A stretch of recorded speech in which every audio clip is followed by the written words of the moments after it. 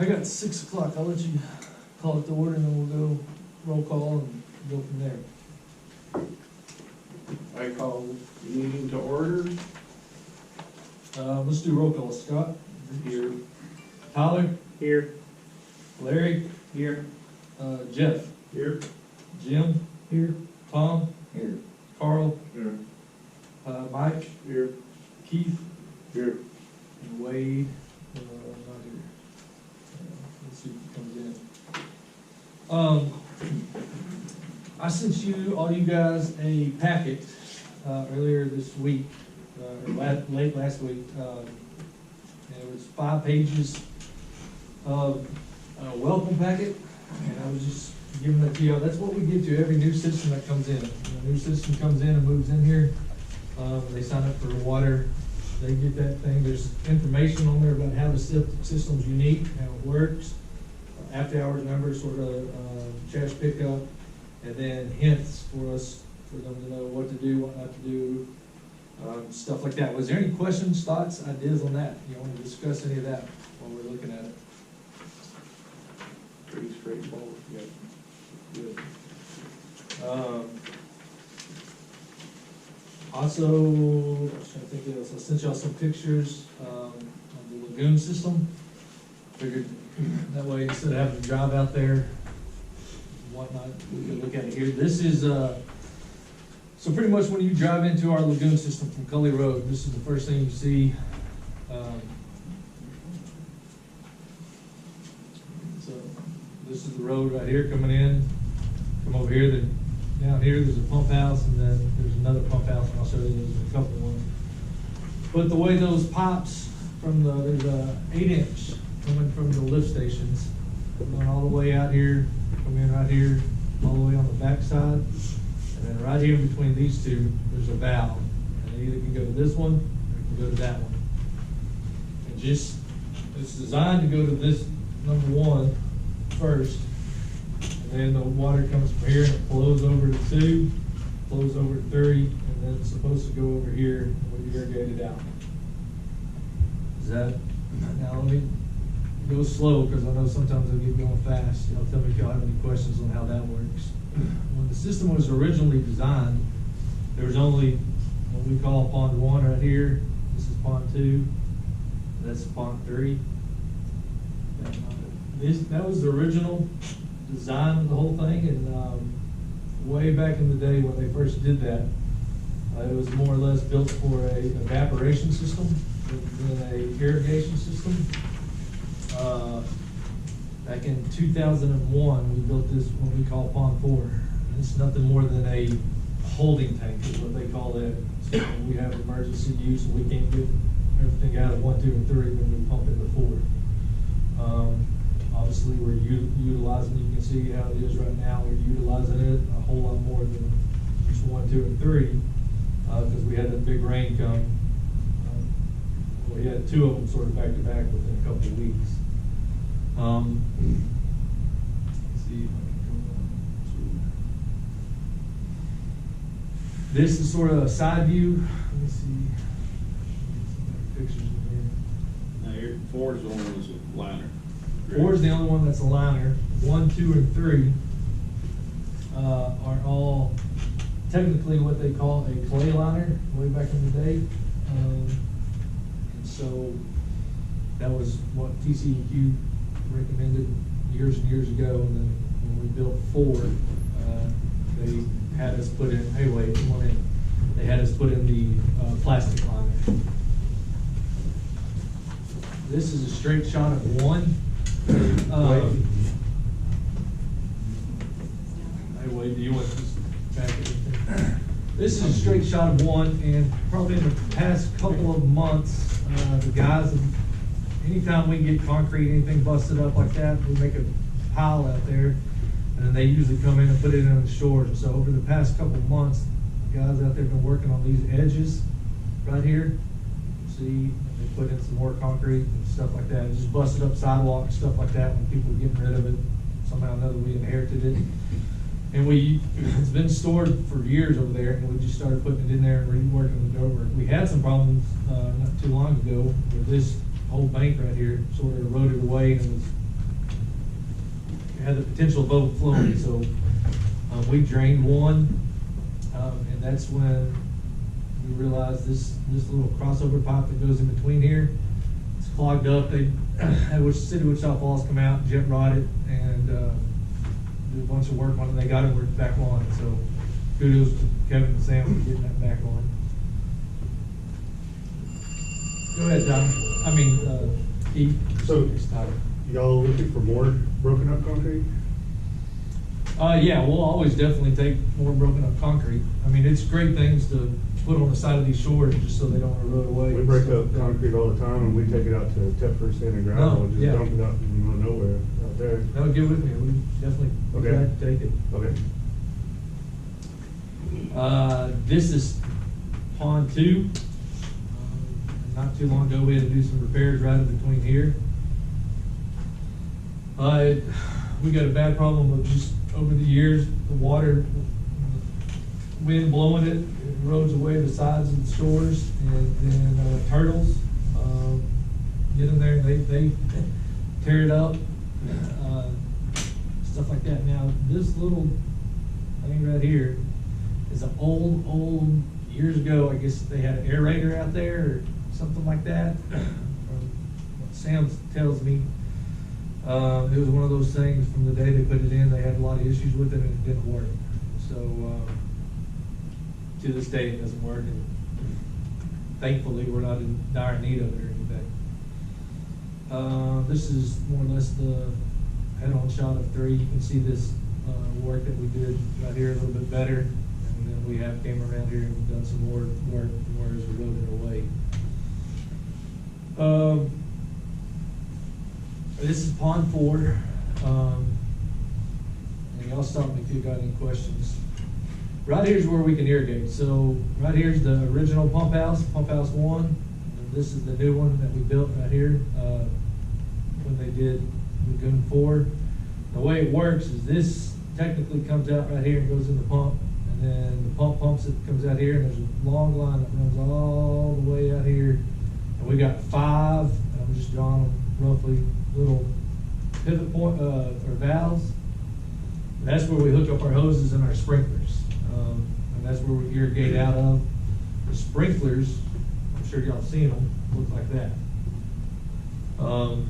You got to move them around with the tractor, pretty cumbersome and heavy. It wasn't. Let's see if I can get a picture of where it was.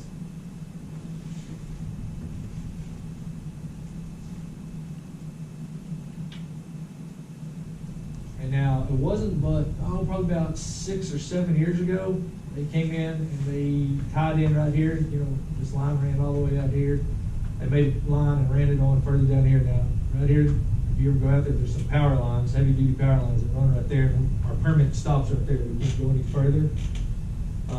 We are in the process, Dean's in the process of sending a letter to TCEQ, see if we can get more acreage out there so we can irrigate further on out and have more space to irrigate and everything else. But now they can go out and move it out here. I think we got 4 of them out this way. And sort of what our day looks like is on dry days like today, the guys come in.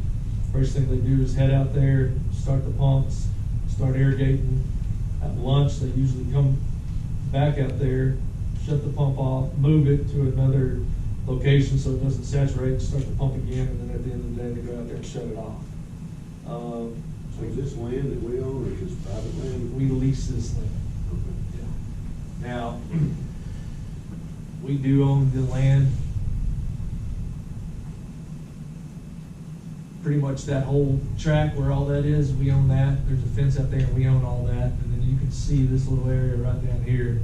That's our little storage pile of concrete and stuff like that that we use and we bring it up now. We don't, this is old railroad type stuff that's been abandoned. There's an old well sitting right there, but we don't own that. But everything else around there we do own. Questions on the lagoons? How those operate, anything like that? They're pretty much at capacity all the time. No, we've got 3 to where there's about 18 inches of water in it before. What you gotta be careful is if you get it too low down, every week we're required to send off a water sample. They do a BOD, I can't remember what it stands. But we got it falling between, and it's all in that permit, I said, we gotta fall in between a certain thing for us to be able to irrigate out of it. Anytime it goes high, we can't irrigate out of it, we gotta go back and take another sample, we gotta keep taking samples until we get back down low. So, if you don't have that retention of where it goes from 1, 2, 3, and keeping enough water and stuff in there, then that's what happens. Winter months, it's not as critical as it is summer months. Other questions about the lagoon? I know we just not too long ago had them sludge tested, see how much sludge in them. This one right here is about 80% full is what they tell us. This one is only about 40%, and this one's only about 20%. So you can see, and now dredging them, and Dean's gonna come to one of our meetings, dredging them gets capacity back, but you still have to have the retention time of hitting 1, 2, and 3 for it to go over. I know Jeff's here, I'm sorry, Jeff Boyd's here. Jeff, you see me or saying anything wrong or anything else, correct me. That's the numbers I've heard too. So. Do we have, numbers of what the maintenance per year cost in materials and time, manpower on running that lagoon system? I can give you, definitely the monthly electricity bill. I can give you, go back to that. Do we know how many man hours we've got we put into that a month? Yeah, I can get that all figured up to you if that's what you want. You want. Well, if we're looking at something that's not a lagoon, we need to know what the maintenance of what we got cost versus what we propose. The other big thing that I say is the cost. I mean, all the costs, we do have to put chemicals in out here, and more or less, not out here at this, but in our lift stations that keep the stuff, the greaser, micro enzymes, stuff like that, that keep the pipes clean and everything else like that. If not, they start getting clogged up and everything like that. And so that is something we do spend money on too. I can get you a cost of, or you want like a monthly cost, a weekly cost, a yearly cost of what we spend up there? Yearly, monthly, I mean, All of the above? whatever it works out to be, I mean. Okay. Do the lagoons ever go over 100%? Do the what? Lagoons, do they go over 100%? Like flood out? Twice since I've been here have they gone over 100%. And anytime we do that, it's usually because of a heavy rain, can't get anything irrigated out. Anytime we go, we have to send a letter of violation into them, to TCEQ, tell them, hey, we did it. The big one was way back in November of 2018, right there. That's when it started, those big rains came. That was one time. And then there was another time, can't remember what the other time was, but I know we sent 2 letters to TCEQ stating our violation. Right. And they usually just say, hey, get it cleaned up, do whatever you can to get it fixed and everything. Are we currently under any mandates? No mandates right now.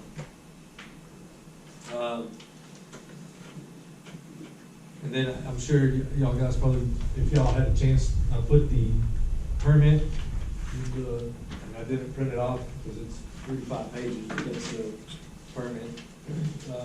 Where you can see we can irrigate 75,000 gallons a day on a 30-day rolling average. So our biggest problem, I would say right now at the lagoon is not like you said, the man hours. There's nothing out there that's automated. So they have to literally have to go out there, turn it on, go out there, shut it off, move sprinklers, valves, all that stuff. I know Nelson is the manufacturer for some of this stuff. That's the manufacturer who makes our big sprinklers. There is automated systems that you can get for it, and they're relatively inexpensive, but it's one of those things we were looking at them. purchasing them. But before we purchased them, we thought we need to back off on some things and get an overall picture and make sure what direction we want to head. And that's sort of where y'all came into it. We look at dredging the lagoons, deepening them, we're putting a big automated system out there, or we do, I know y'all talked about, or Scott mentioned the package plant, or we caught back to Wichita Falls. That was sort of the three options, and before we made any decision, we wanted to get y'all to. How deep are the lagoons, what's the bottom should be? Said 80% on the first one? Where they should 16 be. foot, is that what they originally was dredged up? No, they're only 4 foot deep, 5 foot out there. 2 and 3 are 5 foot, one's 4 foot. Now Now, 4 is 12 foot. No, by now, design, what were they originally started out as? yeah, 4 foot, 5 foot, and then 12 foot. But now, no, they're nowhere near that. If there wasn't the sludge, you could walk across one, but you get stuck in the sludge. 2 and 3 are coming on up. One takes the brunt of it all, because that's where everything goes into it. It all sort of settles out in one, flows over to 2 and 3, and that's the reason why one has the most sludge in it. But what fills 4? Huh? What fills number 4? What? There's no overflow through. Yeah, there's a little valve that we can open that feeds into there, that gravity feeds into there. Normally, we keep it shut and let it all come over here, but if not, we'll open that up and let it dump in the port. You said in the previous meeting you never dredged those. Never. Nope. Do you have to line it, you can dredge it, or you can use it grandfather? Like the Ford? That's a good question, Corky. It's, what TCEQ is. It's one of those things, you know, once TCEQ gets involved, it gets frustrating. So they've come back now and they said, hey, we sent them a letter saying we want to look at the option of dredging them. And they came back and they said, well, we would need a liner inspection. So we never had a liner inspection since the day it was built. So getting the liner inspection and then passing it is all. Because it's clay instead of. Yeah, and that's where Dean was real worried once they came back and said, hey, y'all need a liner inspection. If they come back and say, hey, we want you to go in and put a plastic liner, that's a whole other ballgame. Explain to them, once we dredge them, what that material has to do before we can get rid of it and also get it. Yeah, we looked at coming in and bidding out. They would come in and pretty much set up a drying bed right here and a drying bed right here. Now, for the past 3 years, TCEQ comes in every year and writes an inspection on us. In the past 3 years, they noted on there we need to have our lagoons dredged or something done, bank repairs like that. And so we came in, Dean said, we created a drying bed in these two things. Now, creating it is a whole nother thing. You gotta put a liner there, you gotta put a berm, that way if it ever rains, it doesn't flow out into the other people's land, stuff like that. It's a very tedious thing, and then so we would literally drain those ponds, long reach excavator go in there and start taking it to the side, and then when it got the bottom got dry enough to where the dozer could come in there and start pushing it, they'd set it there, and then every 4 to 6 weeks, that whole bed would have to be overturned. And so and then we got 2 years, 2 years for us to get rid of it. We can't leave it there, anything else, and we gotta haul it off. We were hoping, and it's one of those things, it's no way you technically can tell until the 2 years comes, but hopefully it's dry enough and meets certain criteria by the state to where we can give it out as more or less mulch, compost, like that. If not, then we have to haul it. And then once you start having to haul it and take it, say for instance, we took it to the landfill, we'd be charged a tonnage weight, and that's where it gets pretty costly. Do we have an estimate for that? Do we have an estimate or? Yeah, well, Like for the whole process? that whole process, Dredging it to building the drying beds to disposal to being done with it? Do we know what that would cost? Yeah, Dean was looking at anywhere from $700,000 to $1 million. That's with hopefully, and the way it's called, it's like A/B type soil rating. And the $700,000 to $1 million was that we could give it away as compost and not have to haul it. There's also a landing line there somewhere, if it's found somebody to do it. Yeah, and that's the other option. So that's without disposal. It's $1 million without disposal. On the high end. So then it's another, whatever, a ton to dispose of. Do we have an estimate of the weight or the cubic feet we're gonna be disposing of? Yeah, it was, I can get it for you. I mean, it was astronomical. I mean, it was, you're looking, Well, if you're gonna try justifying costs, especially if Yeah. you're fixing to try paying 14% interest on it. yeah, Really need to. the most people do everything they can not to, because it's astronomical. There was the option of giving away as compost. The second option was land aligning. So if we could find a farmer, farmers love that stuff. Apparently, farmers love it. But then the state gets so technical in that, and they make it almost a nightmare for us, to where if we were gonna find a farmer and we were gonna land apply it, they give us 24 hours to haul it off of our land, put it on his land, and plow it into his land. It's literally what they took. And so, now it's cheaper, and the farmer usually wants it. So, if you can find somebody close by and that has a plow and ready to go, then yeah. How many cubic yards would you estimate? On this, I can go back and look at what Dean came up with. I can't think of it off the top of my head, but we were looking at close to $100,000 just tippet fees to the landfill station to dump it off back to the landfill. How much would it cost us to haul it to the farmers? Well, if you can find a farmer close by, that's the deal. If you can find one close by, obviously a trucking of it, not that expensive close, but if you got a job to a farmer in Albany, you can imagine what they're doing. Depending on how many cubic yards you had, because you're only gonna get 16 cubic yards a truckload. Yeah, right. Now, let's say we came in and hooked into the Wichita Falls sewer system, and what would it take to get away from this thing? How do you close one down after you've been using it? Pretty much, we asked them that, and it's one of those things, pretty much just abandon it. You can give your lease back, everything else, but you can pretty much. You don't have to haul everything off and all that sludge and stuff, okay. We still own that land, as long as we don't let anything overflow, everything What like that. happens to the evaporation? I mean, that's what it would do, it'd all evaporate, and eventually just go dry, and then you Go back to solids. Yeah, Degrade. 3 to 4 Degrade. ponds out there. But it'd be sitting there, wouldn't be turned over, so it's gonna take a long time to degrade. Right, but if you just go off and abandon it, you don't have to do the giant bed or anything like that. There's no environmental. Do what? Becomes a dry bed, doesn't Yeah, it? yeah, that's Yeah. literally what it does. Yeah.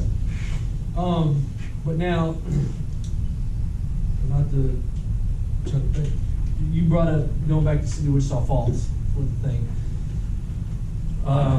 My thoughts are, obviously, if we pump back to City of Wichita Falls, there's a rate. They charge us per 1,000 gallons. You know, our problem right now is the I&I that links that city. Infiltration, when it rains, infiltrates. Y'all got the spreadsheet of what we pump up there. Y'all can see what it was on some days, and other days, on the high days, when we pump up. The Scott asked for a historical high of what we sent to the lagoon. Most we've ever sent out to the lagoon in one day is 318,000 gallons. And that was back when the big floods came. So you can imagine what that bill would be if we pumped 318,000 gallons to City of Wichita Falls. So what we were looking at was coming in and keeping the lagoons as a fail-safe, to where when we see heavy rains coming, we valve off, pump into Wichita Falls, and then we pump out here. Obviously, we wouldn't have to have, it wouldn't be one of those things to, then once the rain was over, we'd go back to Wichita Falls, and we could work at a slower pace on getting them, irrigating the lagoons and getting them back down. Could we control our flow? Could we control the flow of Wichita Falls? Based on that? But based on what? had valved, Yeah, now, automated, or are you talking about, either way. yeah? I Because mean, one way you're gonna have labor involved, the other way you're gonna have a high cost to run kind of system. Right. Yeah, no, I mean, obviously it'd be a valve, we could, at any time we wanted to, valve off, go to Wichita Falls and pump to the lagoons. Are we still at 466 a thousand? Well, Right. yeah, that's what they proposed, but obviously we haven't got into any kind of contract with them or not. I understand. Other questions? Is there any kind of minimum if we use Wichita Falls on what we have to pump to get them We could use it strictly as an overflow or a safety valve. Yeah, if you wanted to now. At what cost though? And at what cost is our lagoon system costing us annually as opposed to what it would cost us annually to go to the city with? Yeah, and that's the whole thing we're looking into right now. seeing- Plus, we have the upfront cost of building the lift station with them, part of it. Right. And y'all should have, in y'all's packet, you can see back in January of 2015, Yeah. the for the Probst and Boyd, what they proposed back then, and the cost then. And I reached out to Dean about that, and here's sort of what he had to say. He said, nowadays, with cost of construction rising and everything else, he's looking closer to 800,000. But he's going to spend some more time, work, toward a more detailed estimate. They looked at about the cost of doing this as far back as the late 1990s. So in the late 1990s, they looked at this option. In 2015, they looked at this option, and here it is now. He also said, I'm running hydraulic calculations for this line to see if there would be any benefit over the long haul to put in a larger line and reduce the pumping costs. We'll be evaluating the new system for both current design plus expected growth within the city limits, and also for the same amount for the growth of the Pinkley property. Scott, here's another one. You asked me the existing pumps were originally designed to pump 400 gallons per minute with one pump running and 500 gallons per minute with the two pumps running when they were going through the wastewater treatment. The cost, Wichita Falls, there was a cost sharing issue on that pump, that lift station for that idea. Is that inclusive in that 800,000 or is that in addition to? This is just running the line back over Okay, there too. so what was that estimate on that cost for that pump? Oh, what did he say? Was it, in that last meeting, it was roughly $100,000 is what they were saying. He didn't think it would necessarily be that much to upgrade that pump. What was So that $100,000. Huh? You what? What was that $160,000 price? Well, that was, I think, the initial one, and they come down to around 100. Yeah.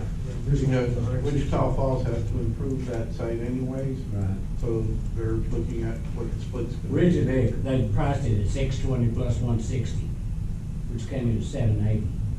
So now we're looking at 800 plus another 100, so we're looking at $900,000. To go back to there. But it's gonna cost us $1 million to redo the lagoon. But, obviously, and I'm just speaking off the top of my head, if you go back to Wichita Falls, you're not having to spend the electricity, man, labor and all that, the chemicals out there at the lagoon as you are pumping back to Wichita You're Falls. still gonna be pumping out of here, having to pay the electric bill off our lift station going that way, and you're still gonna have chemical to treat our line from the lift station to Wichita Falls. Right, It's still chemical and still electricity. right. That's where you gotta weigh the cost analysis, if that's the thing. Well, we'd have to know what our annual cost is right now on the lagoon system. And you said you pumped, what, 316,000 in one day? That was the. That's a That was a record. high. The high record, I understand that. and so- The average is about 40 to 45. 40, 45. Now, these are some pictures of the lift station. See if I can get it back in here. This one right here is the original old one, and this is the new one. And the way they come in, there's some lines, let me see.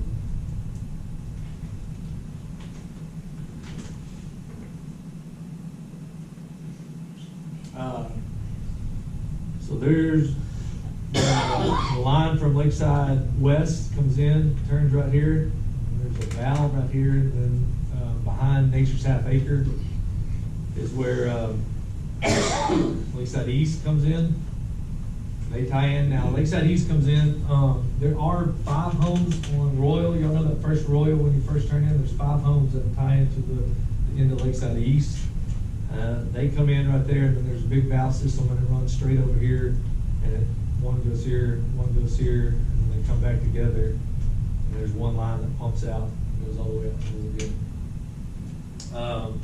There is a crossover pipe in between here. Usually we have a valve to where it just pumps to one lagoon, to one silo. And the pumps in there have a float switch and stuff like that to tell it when to come on, when not to come on. And then in heavy rains, that crossover pipe, this one will fill it first, and depending on which way we have a valve, we'll either kick over to 1 or 2 and then go that way. Now, a lot of y'all have asked, there's only one 8-inch line running out to the lagoon. There's not a redundant one, another separate one, or anything like that.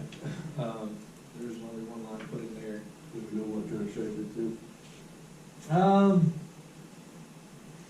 That's out. We've had 2 leaks on it out there at the, where it comes in at the our lease out there. We've never had anything in between here. We thought we had one not too long ago back there on 1954, where it goes over 1954, but we ended up not being one. How to say what kind of shapes it's in, that's sort of one of those. What's it made out of? Yeah, it's PVC. PVC. It was PVC. Other questions? How about the rainfall, not the lagoon system? It's kind of a triple threat. We have the water that's infiltrating the septic tanks, and we're pumping that. We have the irrigation shut down because we can't do the fields. Then we've got, how much hold does the actual lagoons get? I mean, they fill up instantly with a good rain? Yeah, obviously they're big lakes, so you know, when a big rain comes, it obviously fills those in, then you're getting all this stuff from the high knife and the rain. And then the biggest thing is, our permit says, when it puddles around where we irrigate, we're not allowed to irrigate. So when it comes to heavy rain, we some days have to wait 3 days, other days if it's a big one, we don't irrigate for a week and a half. And that's still why all the other stuff is slowly getting pumped out there to the thing. So you can see why it fills up so quick, and then it's hit it hard and heavy, and guys coming in on Saturdays and stuff like that to try to irrigate or let it go longer and work longer hours. Good. What else, Scott? Do you got anything? Well, I'll sort of let you go. Here's a couple of things that I looked at. Do we approach this from the outside in or the inside out? Do we look at the infiltration of water and get that stopped and bring our gallons going to the lagoon down? Or do we have to go in and look at the lagoon and size the lagoon in order to handle it and all the future expansion of Lakeside City, including what they're calling Lakeside City Central? I guess it's made up name. Mid-city. Mid-city. The other thing I looked at is on the lagoons, instead of going in and re-engineering everything, you go up and take them up another 4 feet, and you more than doubled your capacity of the lagoons. And that would probably be a whole lot cheaper than what they're talking at $1 million. You talking about raising berms another 4 foot? Yeah, Have any permits to do that, or can we just? I can't speak to that.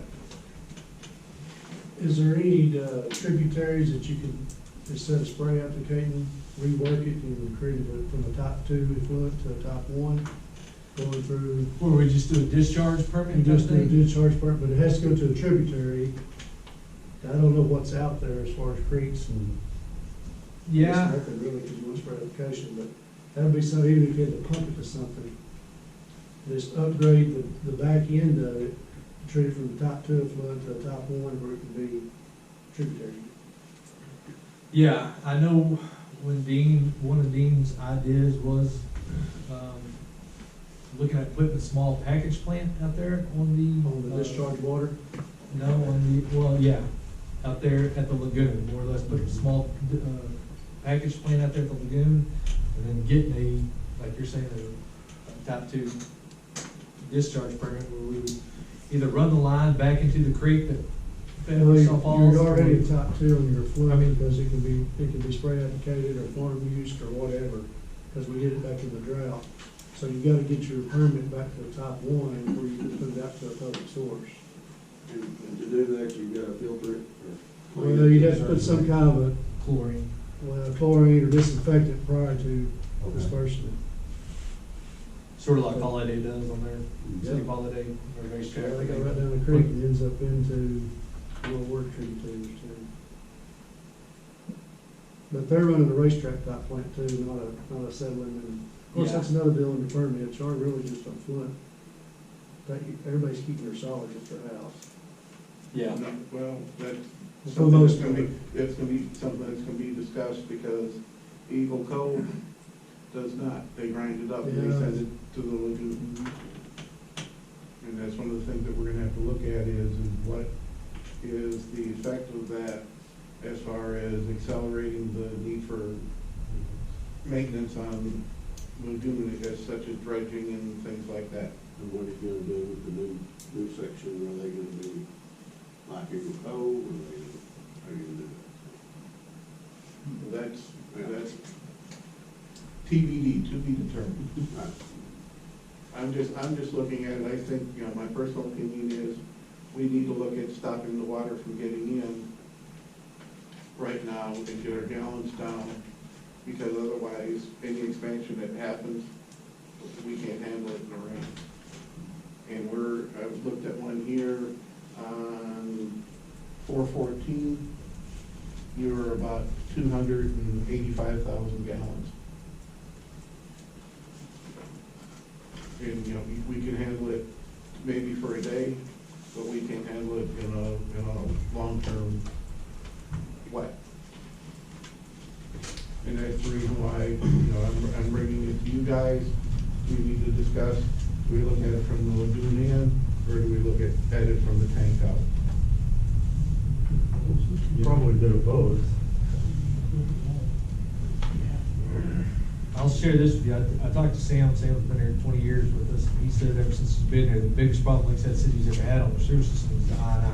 When it rains, that's the big thing. I mean, everybody knows it rains, red lights come on, and for the next week, week and a half, 2 weeks, we're chasing our tail, running around, getting everybody's red lights fixed. Well, we have no drainage.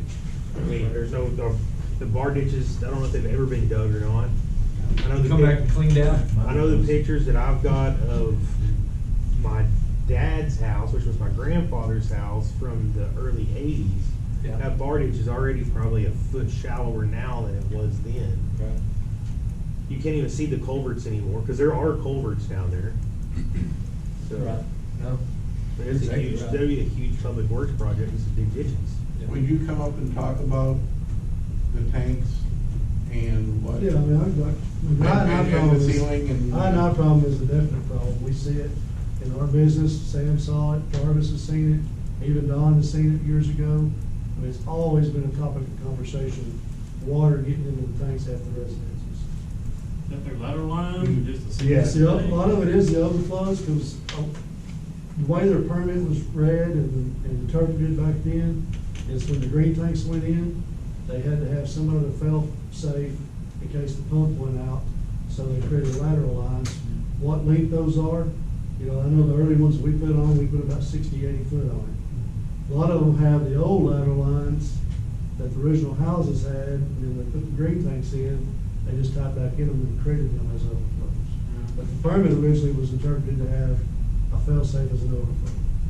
Now, the newer ones we're doing with the CERN, I guess we would interpret it different, we're not putting them in. I know all the homes that are on Water's Edge, I don't know how many years ago, but Sam said, as one of the things TCEQ came back and said, that those were violating, could get into the Lake Wichita. So what they told me is every one of the homes that are on Water's Edge that come in and cap those lateral lines just to where they don't.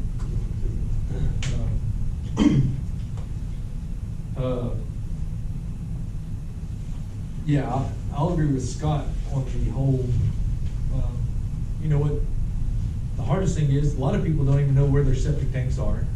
You asked me about maps, we do have maps.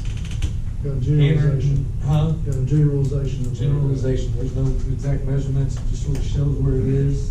Sam and Kevin are pretty good about going out there and probing it, finding the lids and everything. Jeff and I were talking, one of the main problems with the I&I, a lot of these septic tanks are concrete, the lid's not sealed on top of the septic tanks, and that was just sort of how they did it back in the day. Everybody has nowadays we come in and put are they 18-inch, 24-inch, 18-inch risers that come up above the thing, that way water doesn't infiltrate it. And you're exactly right, I know a lot of them have nothing but a plastic bag wrapped around the thing and just set on there. Which is a better seal than a lot of times we've seen. Because a lot of times, Yeah, some of them don't have anything. just I under the think fit, dirt just keeps going in. there's a few of them out there, I'm sure, that probably just have holes in the sidewall of their septic tank. There's some of them, you'd be shocked at the green tanks, when you look at the green tanks that have holes in them, cracks, just stuff like that, because they're fiberglass, and over the years, everything's just sort of settled, stuff like The that. tanks are, it's concrete, isn't it? New ones are concrete. So Scott asked, and obviously we'd have to bid this out, but he just asked, and I asked, reached out to Jeff and said, just give us a ballpark estimate on what it would cost for him to come in, pretty much pump so he would come in per resident, pump all three, or all two, I guess. Well, whatever's on the property. Some people, the newer homes have one tank in them, one septic tank and one, what we call a green tank. Other ones have, older homes have a grease trap septic tank and then a green tank. All of those tanks would be pumped, and then a thorough inspection would be done. And then it would be pictures taken, written up, come back to us. You would put the risers on Go the ahead and septic have the tank. risers, once we dug it up, we'd have the risers above surface like y'all's new ordinance, I think says. Yeah. I know all the new real estate stuff we're doing that. Yeah. too, so. And then, what else is on there, Scott? Pump the tank, pump the green tank, visual inspection, add tank adapter, add riser in 6-inch increments, add child safety pan, Let me hit add it. lid. According to the, this system is a municipal system, but according to the septic world, or chapter 285, which regulates the septic, anything that comes above surface has to have child safety. Which we would definitely want. Yeah, you Yeah. definitely would. And that's really kind of where he makes your green tanks somewhat illegal. I don't want to say illegal when it is non-compliant. Right. I just got one boat hold and lid on. There you go. There's a lot. When you put that new riser on there, does that make? It wouldn't be on the green tank because they're not adaptable to those. This would be on the septic tanks themselves. The only thing you see in my yard is green tank, period. Which has created some problems too, because a lot of these tanks are right off people's back porches. Yeah, mine's under 6 inches of concrete. Well, or front porch, In the because middle of nobody the knew they were there. driveway. Patios. It's under a driveway? Now, something that also came out was, is what is the city's responsibility with the septic tanks in the permit process? And in all of this paperwork, Eric has said that the city's responsibility begins at the inlet to the septic tank.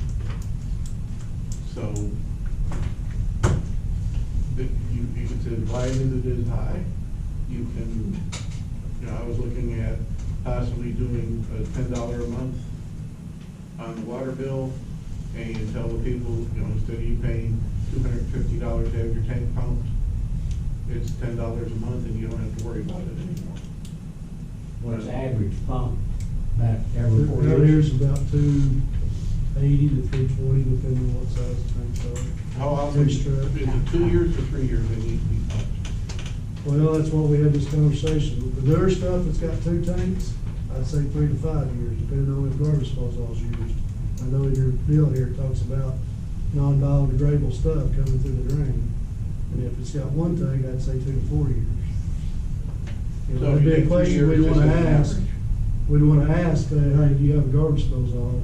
That way we know we got biodegradable solids coming down there, or non-biodegradable. So the average cost per tank was what, $3.50? Well, I think worst case scenario out here is $3.40. So if you say $10 a month of the water bill, that would cover you for 3 years. Right. And you tell the people, this is the trade-off. You either pay me now or pay it later. It's a whole lot Yeah. easier for people to say, hey, $10 Well, a and month. as it, this proposal here was real quick yesterday, but, as we get these tanks exposed and risered, where we don't have to send the guys out there to dig, we're just taking screws off and popping them, the pump out price will be cheaper to the city over the long term. Because we got access to it. And also with 500 homes. The lateral line, overflow is the biggest mistake, I think, is because it covers the city's ass, because if the pump does go out, it doesn't flood the house and somebody doesn't sue the city.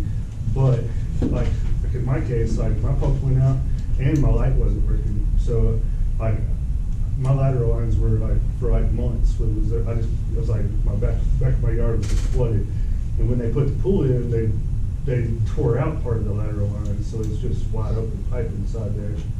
And especially in lower line like houses, like I think those lateral lines are getting saturated and they're just flowing right into that tank. Yeah, you'd be surprised at how many of them call on the red light, we'll open up the green tank, and the lateral line's literally just dumping water right Yeah. back into it in a heavy rain. That's what And yeah. that's one of your I&I problems, that you're saying. Yeah, I mean, put a check valve on, but they don't Yeah. last very long. And I can't remember if I talked Right. about this in the last meeting. Right now, technically, we have no ordinance or way of enforcing you to get your septic tank pumped. It's literally up to you. But the only way we can do it is if you're to sell your house and it changes ownership, we can come in and say, we recommend you pumping your septic tank. There's nothing saying that you have to. But that won't do anything, because the lateral lines go to the lift station. Pumping the tank will stop. If the tank gets full, it's just gonna stop up and the house is gonna stop up. But What we're seeing, and correct me if I'm wrong on this, Jeff, but like, if you don't pump your tank and you fill up with solids, then all what happens is, at one point, your solids start flowing over into the city's green tank, and that's tearing up our pump, and then it's also now pumping stuff it shouldn't be up to the lift station. yeah. And so that's the thing, and there's That's a people whole here that other say, thing. hey, I've lived here we got a guy just sold this house, lived here for 11 years, and never once had a septic tank pump. And he's like, oh, I didn't know I was supposed to and stuff, and, I mean, Well, a lot of your newbies, the new guys that's coming in out here don't realize they have a septic. Right. You may be in your welcome packet, but they get, Most stories. that's the third or fourth page, they're through with Yeah. that, so. You don't have a test at the end of Yeah. it that they have to pass. so with that, I know the council's looking at creating an ordinance to where we can enforce you having to have your septic tank pumped. But, I think, and everybody's welcome to read this, and why, and Jeff and I have talked about this, why it was been said that septic is homeowner's responsibility and everything after that. That's sort of just been an understood thing, but if you read this, it says right here, the description, that it includes residential septic tanks in the verbiage. So it'd be more or less, I think what Scott's proposing is the city would come back and take ownership of the septic tank. So pretty much from your clean out on, is now city's responsibility.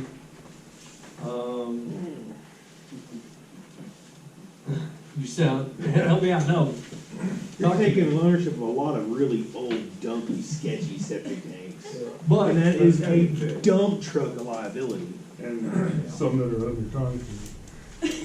Yeah, y'all already owe me a road to my house, now you owe me a driveway Well, that too. brings up another deal, if you are gonna take from the inlet out, and they stop up on a Saturday or Sunday, you guys going out to run the river? Because they stopped up there that's, to yeah, that's one of those things we gotta figure all that out.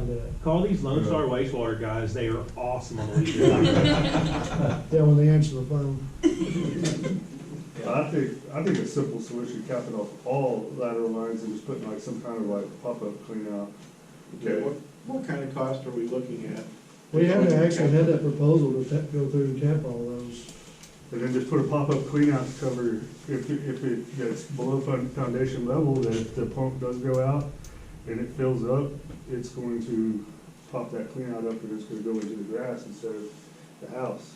But And you may be responsible for the maintenance. there won't, yeah, there'll be some people that don't like that, but.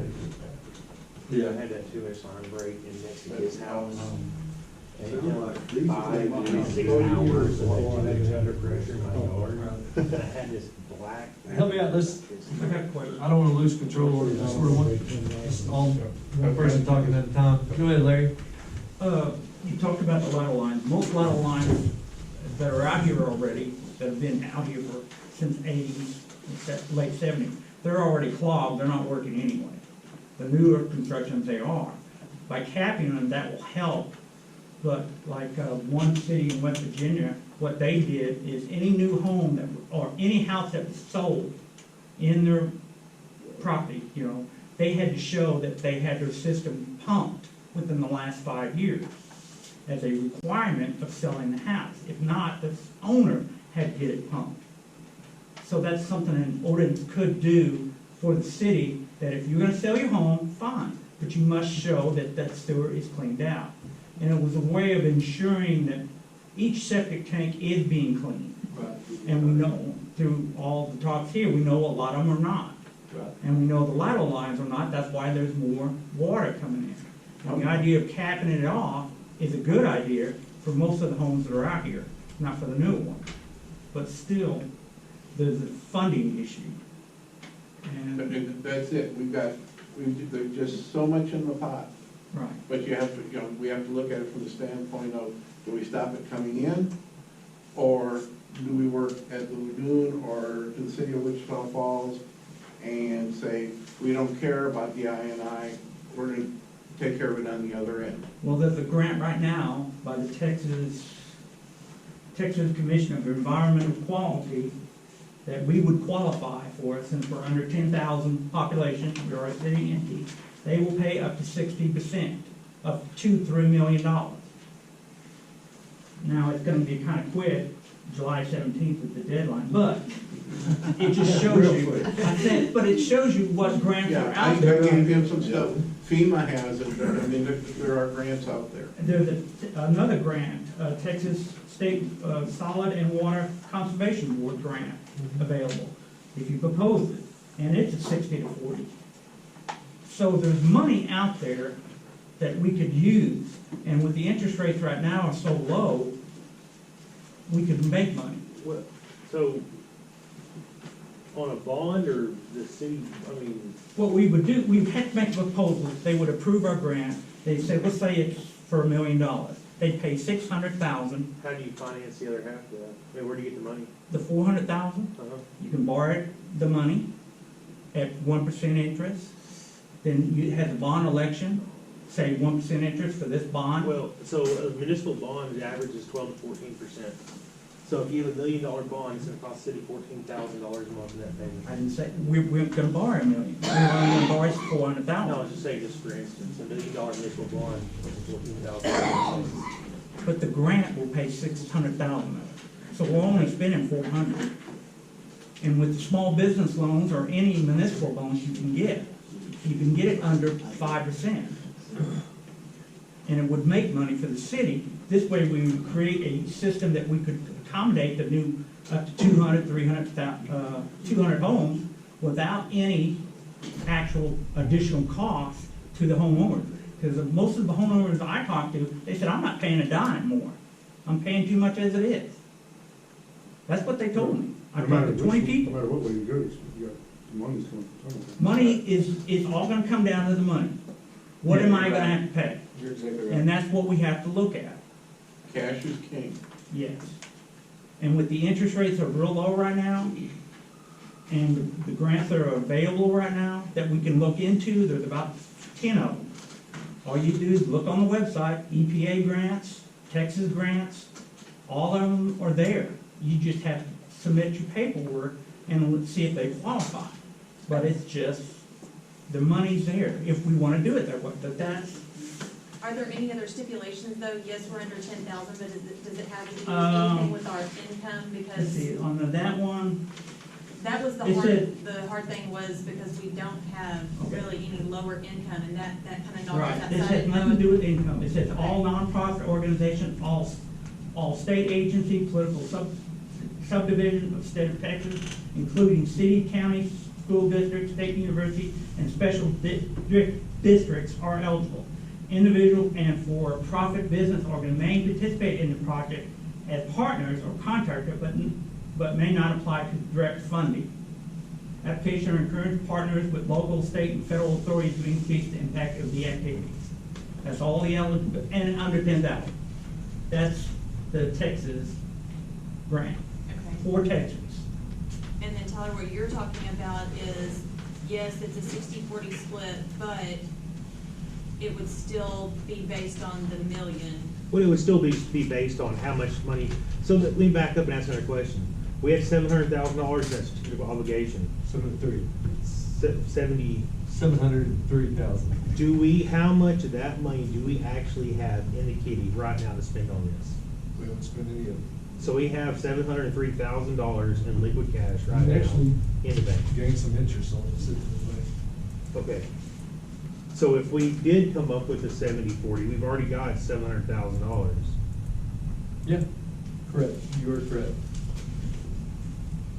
Eric, my question about the grant writing is, if we apply for a grant, is that something us as a city would have to do? Or is it something that they can put the grant package together?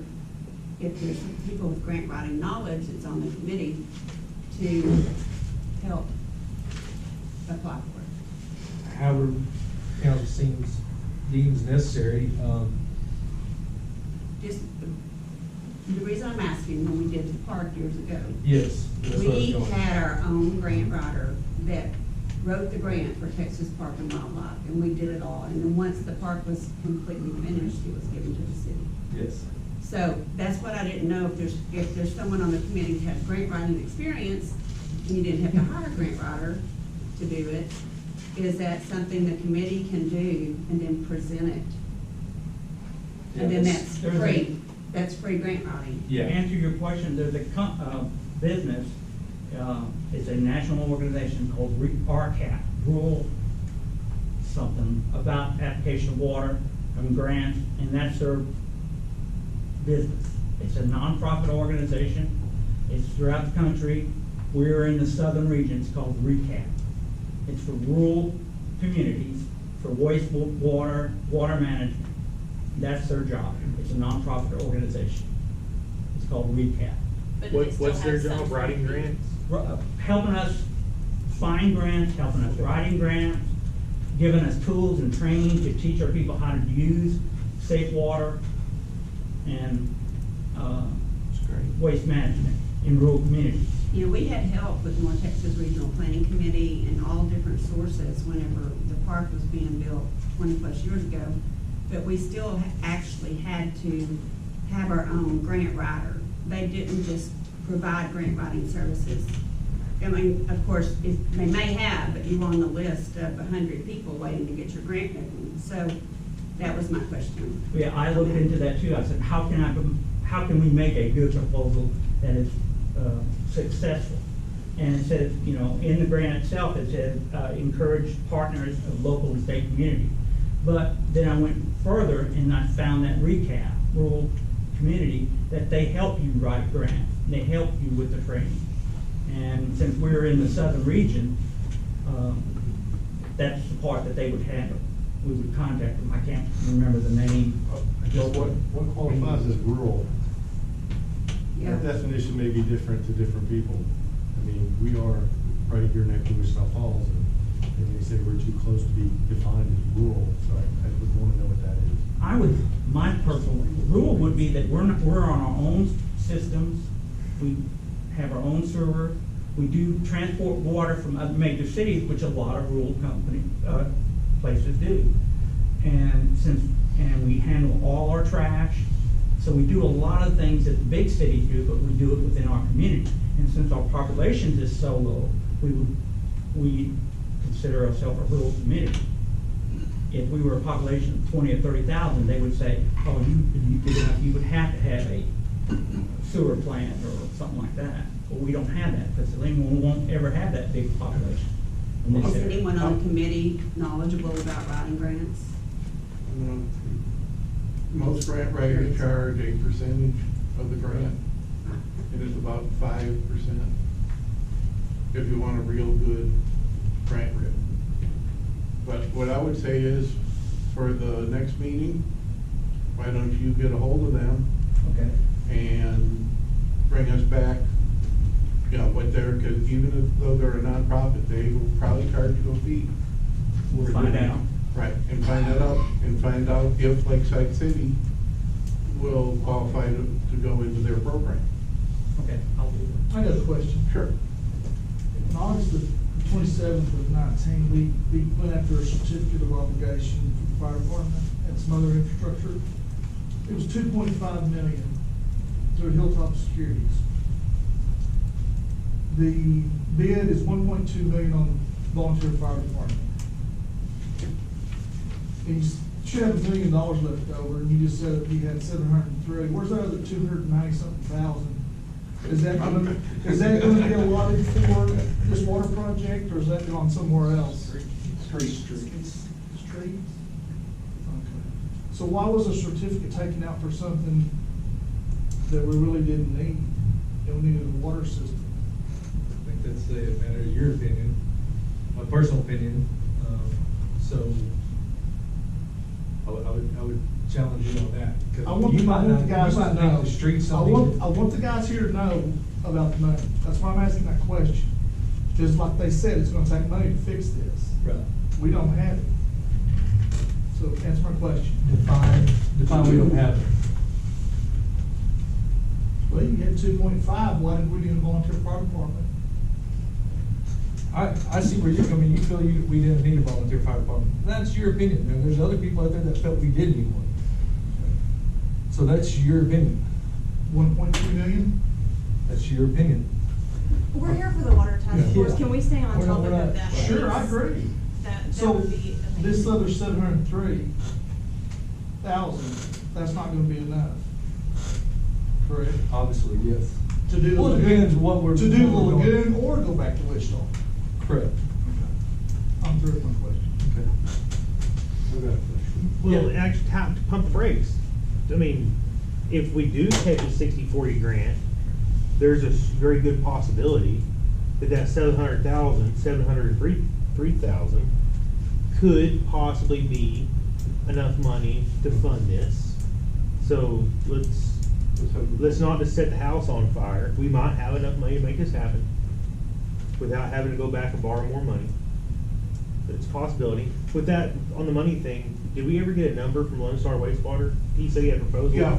What was the total on it, just for my notes real quick? $400 and something. $410. $410. $410 times Do the pump out. 390. Well, do the pump out, the risers, and the inspection. We're at, a lot of these things we can't access. 410. Just a real quick question. You pump out most of the tanks. How many septic tanks do you see that need to be replaced? There's quite a few. Because the old I generation. mean, quite a few is one, Well, I 10. don't know, I can't I put a mean- true number to it, but I'll just give you some instances. Some of the older generation homes, you know, concrete's deteriorated out, you got rebar showing in the sides, potentially cracks. A lot of times, you know, septic world started out under a master plumber. Well, all that time frame that they were putting those in, it was a common practice to punch a hole in the center. Those are anti-buoyancy. So, yeah, deterioration is there, top and bottom sides. But are we looking at 10% of them, 15%, 2%? 20% of them, 25 maybe. That would be classified under our normal on-site world as being a failure because they've got cracks. So if we went on a high. The side structural of that, integrity is it's where a like lot of 30 time, then, yeah. They're Just to Just to make put sure the there's numbers to room. it, yeah. What does it cost to replace one of these? It's about $3,200. That's on new construction. You know, obviously the older generation would take fences down and fight the lines that people have got in their backyards, irrigation lines, electric lines that they were supposed to be in here. and Brand something new here. yard. Yeah, Driveways. driveways, that's another thing. You're the one of your guys who found underneath my driveway when I first bought that house. They did what? There's one of your guys that said, I said, I don't know where septic tank's at, and he says, it's probably a big metal cover out in the middle of your driveway. Oh, yeah, You'd be surprised those guys how many septic tanks we find. People poured a patio in their backyard, whatever, and didn't know they had septic tank there. Or put steps going in and out of the house right on top of it, we got that situation. going. Yeah. Well, I would like for the next meeting, for you to come up with just a ballpark, and you can use some percentages of tanks that need to be replaced, but come up with a number that the committee can look at and say, yeah, this, if we do it right, this is what it costs. And then I want you to look at where the sweet spot is. I mean, if we put 80% of what your proposal is that gonna fix 90% of the problem? No, where is the sweet spot in there so that we're getting the best bang for the buck?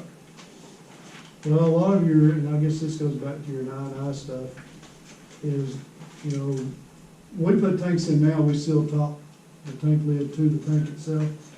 When the plumbers put them in, there was no sealer in between anything. So the little riffraff that's in concrete, that lid sets on it, there's still that little riffraff in that concrete. And that's where your water's getting in a lot of these things. And then around the inlets and outlets coming in and out, I mean, there's just a lot of holes in this, the whole deal. But, you know, if you, and just a hypothetical, if you pick up the lids and seal the lids, are you gonna fix 90% of the problem, 70% of the problem? What I'm looking at is where is the sweet spot? I mean, you know, does saving 100 gallons cost us $1,000? You know, where is the payoff?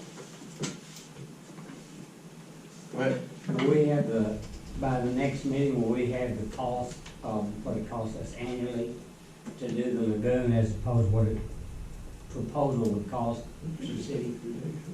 X number of gallons. Have we gone far enough with the city to know what, I guess, what kind of hooks are in that contract for us? That, I mean, is there something that we're gonna be beholding Wichita Falls for, that's gonna be? The only thing you gotta realize with the city, and Scott and I talked about this, you're tied into a rate. You're sort of at their mercy. They came back and told us that they would entertain a 5-year contract, so when we knew for 5 years we were good, but that doesn't mean in the 5 years. And what we're seeing with water rates, last year they went up 13% on us, this year they're only going 4%. But that's sort of the hang-up on going back to yourself off. They decided to go. But you got, yeah. You know, anything, we can't, don't feel that, really. Yeah, I mean, you can appeal and say, this is the contract we want, and they'll say this is that, and then you'll go back and forth until halfway. I mean, the $4 and whatever it is the retail rate. That's not a negotiated, that's not a volume, that's not a, nothing. Donna? So if we fixed, say, 80% of our water infiltration, where does that put our system capacity in current design? Yeah. So, because right now we're running at about 90% of our capacity. Yes, no? We're running about, so the system is, the sewer system we have right now was designed for Archer Heights, this subdivision being fully developed. It was not designed for any more future growth.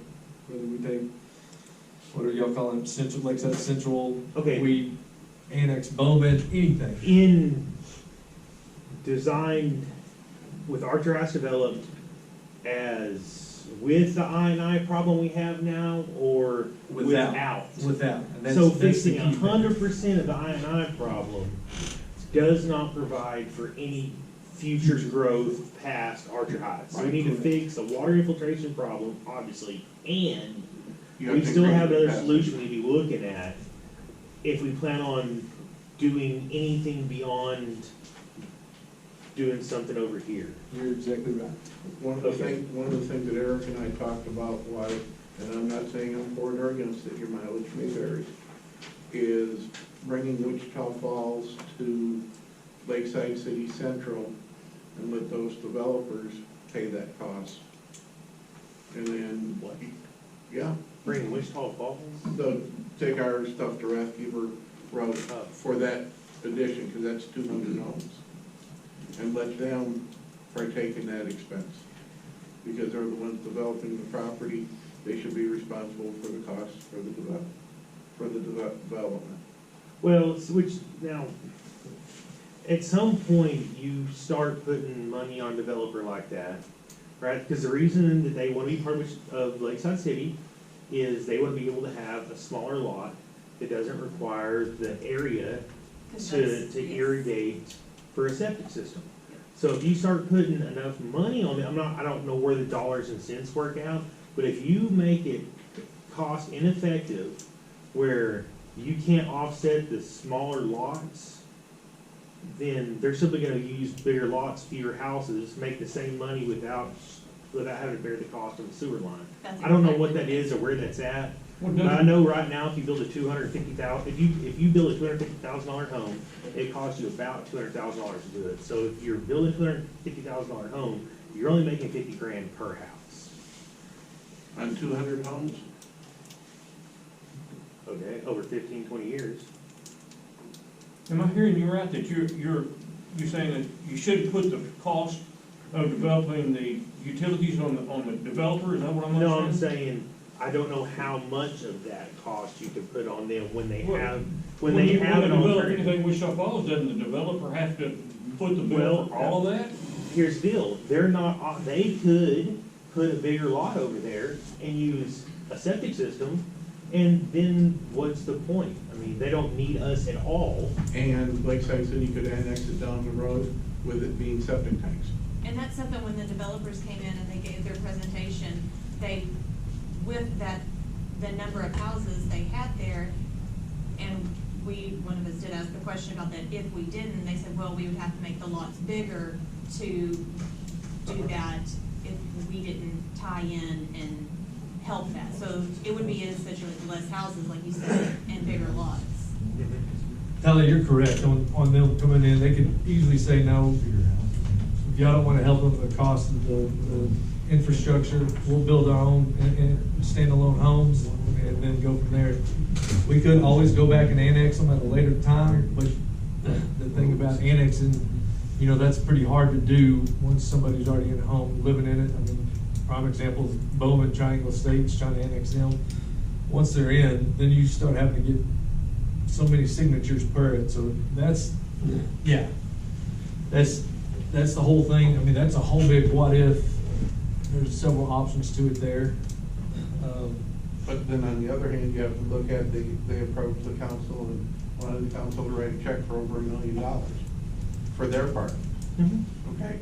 And that's not gonna work either because the property taxes won't pay it up.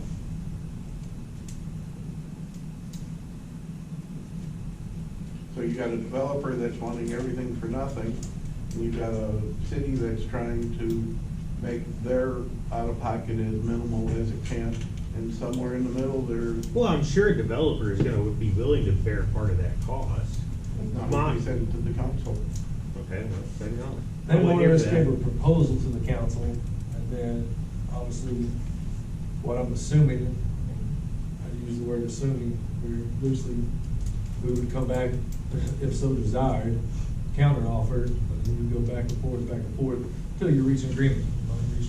I mean, prime example, Eagles Cove, that's what we did with Marty Brock when he did it. They went back and forth, and finally came to an agreement. He came in, he had to put the water and sewer in that lift station in over there. We had to do some upgrades on our lift station pumps for it, but it was very minimal. So, one of the things that we are seeing, and Scott's brought that up, there's, anytime you take on additional homes, there's always more volume, more use, stuff like that. So, but that's, Well, you're talking about development. A good example is that development for Wichita Falls those apartments on Maplewood. Remember the road, the dead-end road from Maplewood at Walmart? The city said, okay, we'll let you develop if you build us a $1.2 million road. And then you'll have to change the irrigation and all this, and that's what they did, and they did agree to that, the contractor. So if they're willing, they know their cost effectiveness to build it is more than that 1.2 million, they'll do it. Yeah. But I think right now, we just have to look Yeah. at what we've got. And, you know, the council's wanting answers by August, and a road telling them where we think that it needs to go. And that's what we really need to stick to, is do we start at the inside out, the outside in? And then do we also look at the costs for hooking up to Wichita Falls? And that's what I was coming to the meeting tonight with, is we have to make a decision. Do we look at the septic tanks? Do we look at the lagoon? You know, there's only so much money in the kitty, and we have to be extremely good stewards, because it'll only go so far. In my opinion, the I&I is one of the main problems. I mean, you get the I&I to where, I think we're at 80%, 87% I&I. And they say if you can get it down to 50%, you're doing a good job. So I think if you solve that problem, that solves a whole lot of problems. It gives you more concrete answers on how you can proceed forward with whatever choice we choose to proceed. What I'm hearing you say is, you know, hypothetically, come back in, and I'm just throwing a number out there. You up the sewer rate, we're at $25 a month. You up the sewer rate to $35 a month, and the revenue we make off of that would then go to pay for the maintenance, replacement, whatever it is, of residential septic tanks. But we have to look at what that cost is over the 3-year period. Yeah, because the I&I is not gonna do anything but get worse as we proceed forward. It's not gonna get any better. And the amount of water and affluent per home is also going up. One of the things that I gave to Eric was looking at the average home 5 years ago versus the average home today, and it's a totally different number. That's all, yeah, that's in y'all's packet. I think on the next to last page, you can see what July of 2014, what the average, July 15 on up, you can see it keep increasing besides that time in the drought. And you can see here we are in May of 2020, and we've already exceeded it, we haven't hit July yet. That's the average water usage of a home in Lakeside City.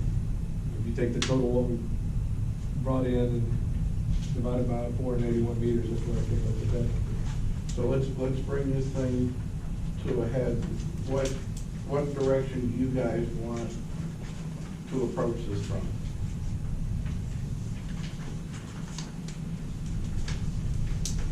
I think you're gonna have to look at it on both sides. I mean, you can't pick a single, we can't just fix an I&I problem, and we shouldn't.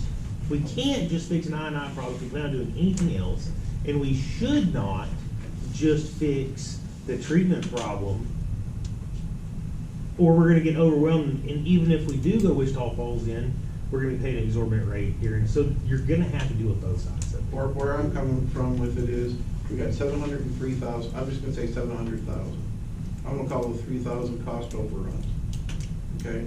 Do we put $100,000 towards septic tanks and 600,000 towards the lagoon? Where do we slice the pie?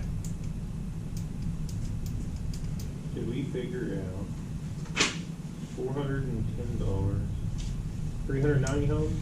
What is there? You got 450 homes total. But some of those are new homes, so figure 400. So you're looking at 800,000, so 400?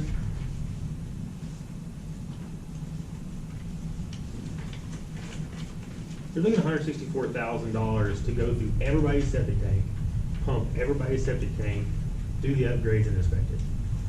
Okay? But That's But then some money. of them were already upgraded. I'm just saying, I'm just I had mine asking. upgraded whenever I bought Worst the house. case. Yeah, worst case, I'm with Always you. tell them worst case. Okay. You got money left over, you're a hero. So you take 150,000, that leaves us with 550,000 left. Okay. Okay, now is this something you guys want to pursue, or, no? I don't think You guys are the septic committee. tanks are as big of a problem as the lateral lines, and the lateral lines are cheap to fix if we Okay. just. I agree with you there, but I think you're sort of shooting yourself in the foot if all you're addressing is lateral lines only. And not looking at the septic tanks, the holes in the septic tanks, the lids of the septic tanks. We're not talking about replacing them for Warren Keller, we're talking about pumping them, inspecting them, Yeah, doing but- the riser, getting the child falling prevention stuff, and getting a report. Yeah, What they're Then you houses go to the with property tank owners and leaks, say, so- here's a picture of your tank, here's. What's here's the what you additional have to do. cost to plug in a septic line, or a lateral line on that? That's just a plug, that's a tube that comes into the green tank. Well, a lot of that stuff is done, it comes to the green tank, there's nothing to get onto. It's been doubled up and then cut off. That's, Yeah. we had pictures of that when we first started Yeah, this they did. last year. And they're all at the bottom. You think for the next meeting, you could come up with some pictures and show us? Yeah, well, Okay. oh, when is the next meeting? Next Tuesday. We know, No, y'all gotta figure that We out. got 2 weeks. Because next Do we Tuesday. wanna be- Well, we'll do a few of them out here and I'll take pictures of what we see out here. I'm just sending them to Eric and he can And we'll do a forward couple of it. weeks. What if you just concreted them closed from inside the Yeah, tank? you could, I guess. So we're saying the homeowner will have no responsibility financially at all? That all For has that to be being taken researched. care of? The technical of the permit says that Lakeside City's responsibility begins at the inlet to the septic tank. And they owe me some money. Now, that means maintenance. Now, does that mean tank replacement? That's a capital cost, not a maintenance cost. And you don't know. I mean, it's something that, you know, our committee is going to the city council and saying, you need to look into this. Yeah, I think there needs to be options though, so Right. that way, here's this option, this dollar amount, here's, Right. needs to be, You know, if we put $100,000 at it, this is what we're gonna get done. yes. Our worst case scenario is about $150, this is what is gonna get done. Okay, and then we're done with that. Okay, then Eric can take it and go out for bids and, you know, blah, blah, blah, blah, blah. Go ahead, Rick. Jeff, well, what is the city's recourse if, say, my septic fails right now? Can you cut my water off? Or until I get it fixed? Your septic tank? If my septic tank doesn't work, it fails, what is the city's recourse on that? It's your responsibility to get it pumped and get it working right. Say I don't do it, what is your recourse that I don't do it? That's what we're running into. We don't have any recourse ordinance, anything like that, to where we can come in and say, So if we go to this deal and they find septic tanks that are failing, and you really don't have a recourse to tell them to fix their septic tank, do you? Or would you? Well, that's the way their permit's read, it goes from the inlet of the tank out is the city's. Oh, it'd be the city's responsibility. Well, you said it's So if we go- maintenance, not capital. yeah, if we go to your tank and say, for instance, he does an inspection, you got a hole in it, and everything else, literally the way this thing reads is that it's, correct me if I'm wrong. Well, it's been like that for a long time. City, Everything's city, got then out. it's the city's responsibility. My septic or my pump? Your septic Septic tank. Okay. Pretty much from the clean out, from the inlet on. City was- So the question is a tank considered a capital expense, which would be possibly on the homeowner? Yeah, that's Or, what or, I'm- yeah, but the lines would become the responsibility of the city. And that's why, is there a state guideline on septic tank Yeah, maintenance? chapter 285, PCP. And that's a good question. I've always wondered, so if you go to his home and you see he has a hole in it, obviously, would that be Well, something? on a real estate inspection, that would be a failure in pretty much any county you're working in. Yeah, and that's the problem where we catch some of these things when, if you were to sell your home, but obviously, how long have Well, you been in right your now, home? but does the city, when they catch hold, does the city go in and replace the septic? No. No. It's kind of a fine line, because we don't know really if you follow your municipal permit. Well, if you could write this deal to where he only checks, pumps, and brings them up to standard. But if your tank fails, that's on you. Right. And you're saying capital versus maintenance. Right. He'll come in, inspect, photograph, and make recommendation. After that, it's between the city and the homeowner. Well, the city should have some teeth to say, your septic tank. And what Eric is saying is they don't have the teeth right now. Okay. But wouldn't that fall under the Clean Water Act of the EPA? Because the water that is running off might go to a lake or a stream, and you're gonna contaminate it. Oh, if a septic tank failure, Yeah, is what you're saying, so it yes. would be under the homeowners, because he's creating a hazardous condition. He's creating a nuisance. Yes. So it would fall under the homeowner because of the EPA, Clean Water Act. Yeah, so I guess where I'm trying to figure out, if the septic tank is your property or your responsibility.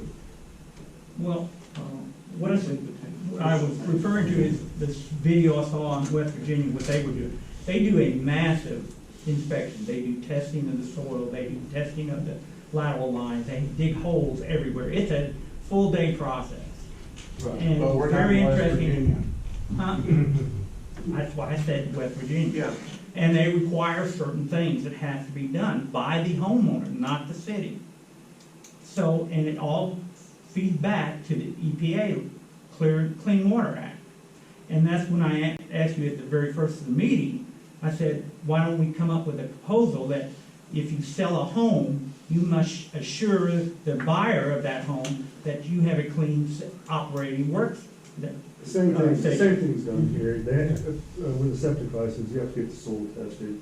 You Right. can have a road system or lateral lines or how you discharge it. Well, let's kind of push this thing forward. Some of you haven't said anything. What is your feelings?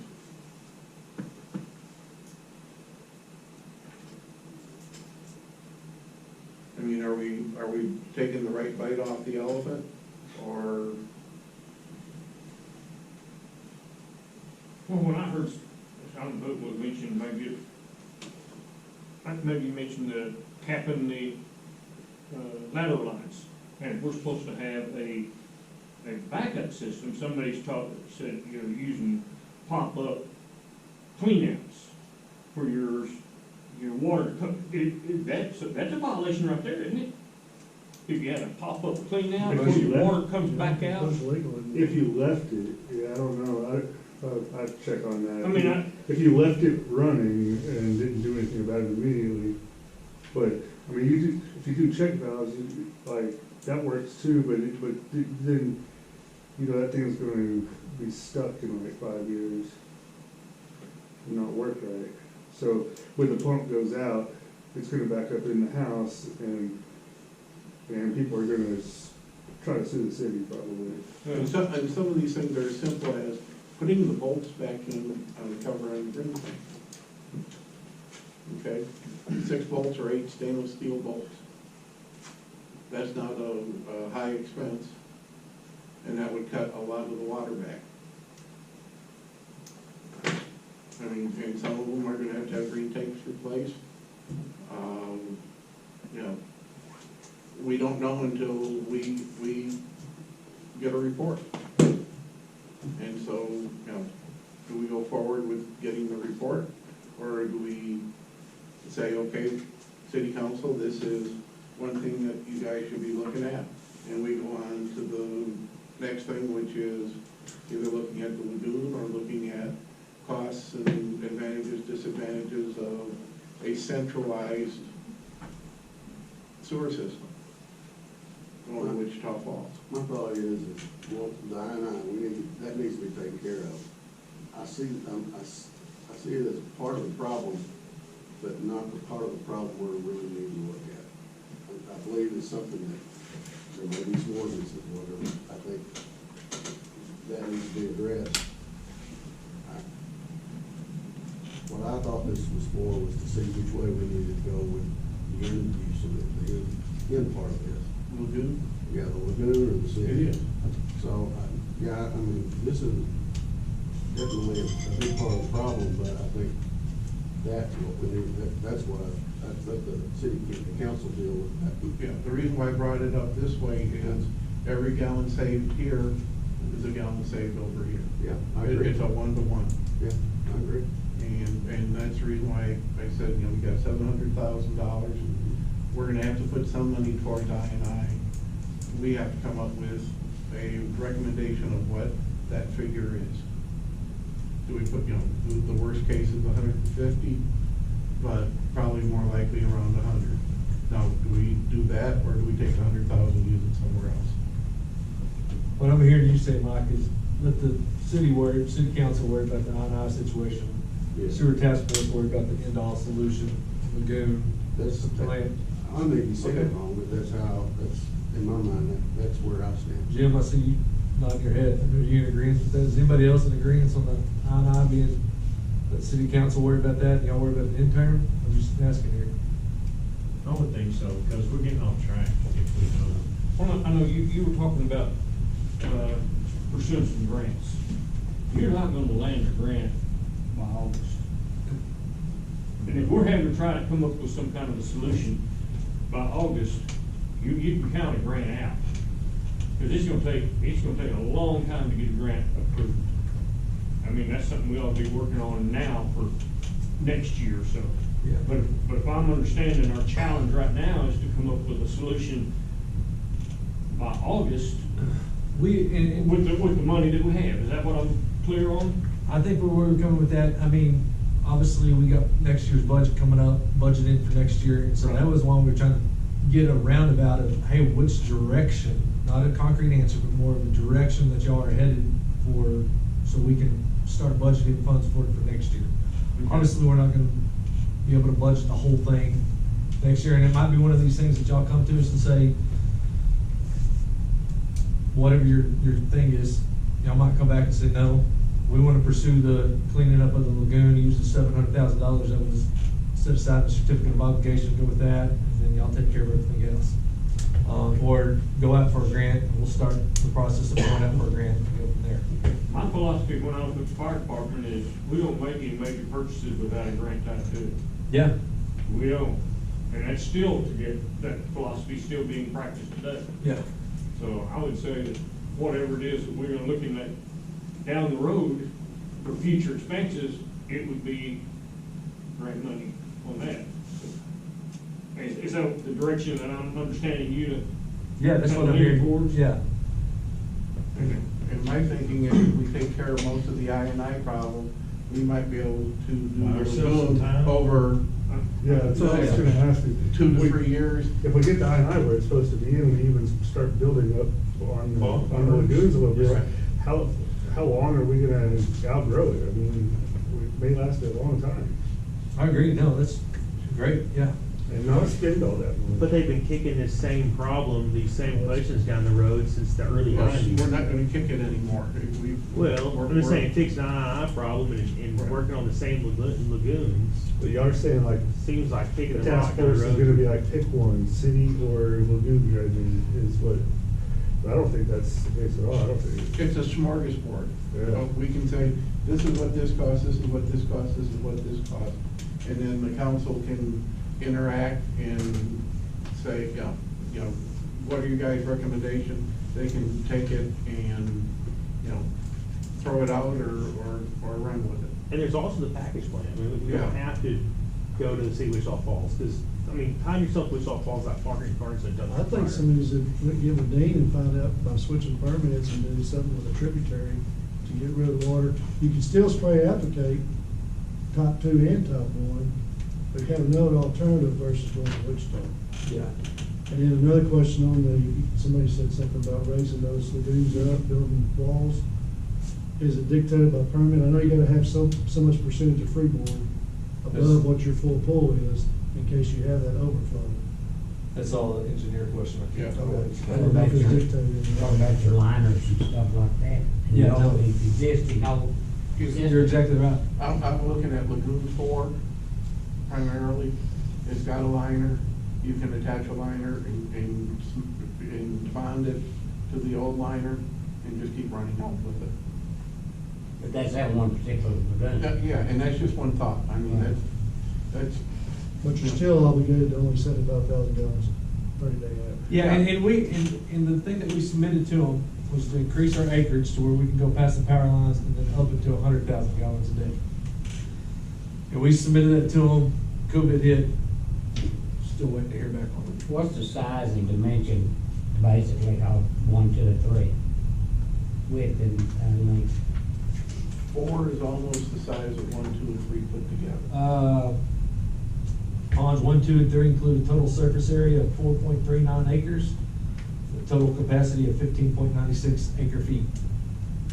That's 1, 2, and 3. Pond 4 is a storage pond with a total surface area of 3.15 acres, with a total storage volume of 24.75 acre feet. Could I get a copy of that? Next week sometime this week? Here. My pleasure. All 33 pages. Are we gonna move to, have the meeting next week on a different date than Tuesday? Yeah, If we you got want one next week, yes. If y'all want to meet next week, we cannot meet next Tuesday because we got city council, so. I think we need to keep rolling, so maybe we meet next week, maybe Wednesday, I don't know what people's schedules are like. How long would it take to get, good solid costs, comparisons so we can look at it? I don't think we're there yet. I don't think we're there yet. I think we're still, right now, the first 2 meetings is identifying the problems and being aware of those and what we have, and then the next few meetings is we start bringing together some costs. Yeah, obviously cost is one of those, you can get engineer estimated costs, what the engineer thinks it is, but then we've seen them where we put them out for bid and they've been higher, and we've seen them where they come in lower. That's the hard thing. So you can get what he proposes the cost is, and we can run with that, and then hopefully go from there. But that, and then for him to bid it out, it's sort of like, well, what work do y'all want to do? Do y'all, Sure. And then. But, before we make an informed decision, we need to know what the information is that we're deciding on. Yeah. And like I say, right, the first 2 meetings, I think, is just educating us on the systems and the problems. Right. And, One of the things I tasked Eric with, I gave him an article from the city of Galveston where they had a water emergency and FEMA came in just like they did with us, what, in 16? Yes, yes. And said, no. And it went through, and it was a very well-written report, how they appealed it, and ended up getting $3.8 million towards their sewer plants. The other thing I brought up to them is FEMA has portable treatment plants that they bring in at these catastrophes. And there may be some of those that have been used for a catastrophe but are still in good shape that FEMA would help us get and alleviate some of the cost of bringing a mini plant in. So he's supposed to be talking to his FEMA liaison. But the article from Galveston was a very well-written, step-by-step on how they had to convince FEMA that they were being proactive and not reactive. So maybe there's something in there that can be used in grants or whatever. So Wednesday, June 17th at 6 p.m. That work for people? Sure. I'll be 60 that day. Anything I need to bring to the council for next Tuesday? I'll live pretty well off here. Is it gonna be open? Tuesday? Yes. Yep. That will be open. And something, if you will do me a favor, send Eric topics that you want discussed here. I mean, I took a guess at looking at it from an I&I standpoint, being the most important, and some people say that it's not. Give us some points that we can use for the next meeting. One of them's gonna be cost, okay? We're gonna begin that. But if there's other things that you want brought up, definitely bring it to us. Scott, if I could say something. We've graciously had a group of men that volunteered for this committee, and these are gonna be open committee meetings at all times. And I just hope that we can stay on the task at hand and not be confrontational. If there are questions that you have, just like several of them have asked questions today, and Eric said that he would get that information. We don't know, and we're here as citizens too right now. This is not a council meeting. So, if you have a question, please just ask your question and then give Eric enough time, or Scott, if he doesn't have the answer in his research, to get back, and let's not make it be any confrontational part. I think that would be great. Yeah. Because there's gonna be a lot of meetings with different people there, not just our community members that have volunteered their time. And we're all just citizens that we want, and that's why this was brought together in the first place. We all want to work together and try to help Lakeside City. So. if And we I can look please do at the that. horsepower that's out there. Everybody, every industry is represented. And, you know, that is something most committees don't have. I'm very thankful for everybody that's here, and just like Charlie said, I'm a citizen because I'm not going anywhere, and I want my family to be here, and I don't want this issue to continue to go on, and we just kind of put a Band-Aid on it or fix a little bit here. I want to get it fixed, like I want it to be the right thing for everybody.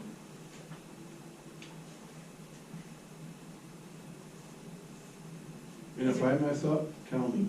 I'm not, you know, this is not something I do every day. We do appreciate y'all so much. Just everything being brought to the table, it's a lot of information. So, Is there anybody that is not good with Wednesday, or there's a day that's better? When we say that, we're talking to the 10 guys that signed up for it. The committee members, yes, sir. This is, that we're talking to. And does 6 o'clock work, or does 6:30? I mean, it's whatever works with y'all. And do we want to try to keep these meetings to an hour and a half or an hour, or? Yeah, I would say an hour and a half is plenty. yes, Because that's where you're at right now. yes. Yeah, so definitely email questions, so that way there's an agenda, so everybody can kind of see that and be prepared, because it's put 72 hours, is that right? Yep. It's put 72 hours, so that way, if you didn't have anything for that week, you can at least run out there and look and see what's on there, so that way, or you can get an idea at least. That's good. So next Wednesday? Motion to adjourn. I will make the motion to adjourn if somebody needs. I have a question.